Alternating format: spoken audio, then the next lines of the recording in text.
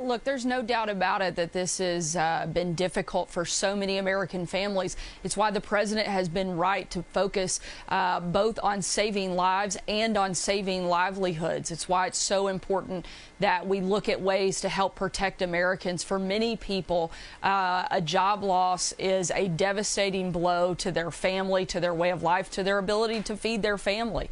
And it's also one of the reasons that it's been so frustrating to watch Nancy Pelosi drag her feet on getting emergency funding for small businesses to help a lot of these workers out in this really difficult time.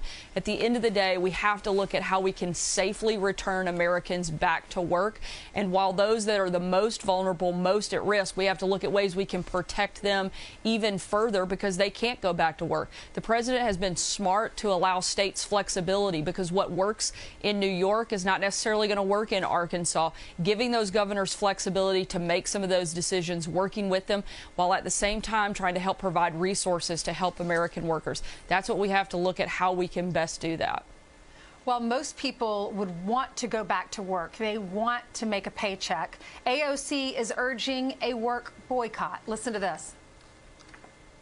When we talk about this idea of reopening society, you know, only in America does the president, when the president tweets about liberation, does he mean go back to work? When we, have this discussion about going back or reopening, I think a lot of people should just say, no, we're not going back to that.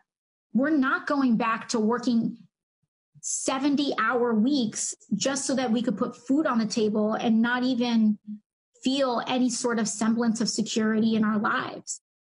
Sarah?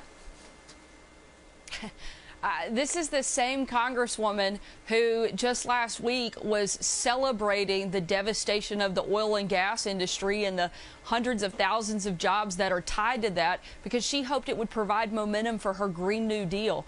This is also a person who may want to go back to her roots and remember that most Americans, unlike those in Congress, have to show up in order to get paid, and that they don't have the luxury of not doing their job and still being able to provide for her family like she does as a member of Congress. There are people that are really hurting. The president is looking for ways to protect them, to help them. She might want to join in that effort instead of putting people down who are struggling and trying to figure out how best to help their families and provide that food. She might want to go back and remember that when she was a bartender and not a member of Congress, she didn't have that luxury. She had to show up to do her job in order to get a paycheck, and there are millions of Americans that are like that, that need that paycheck, not just for the money, but also their sense of sanity and their ability to be able to get out and do what they do best, and that's work hard, because that's who the American people are.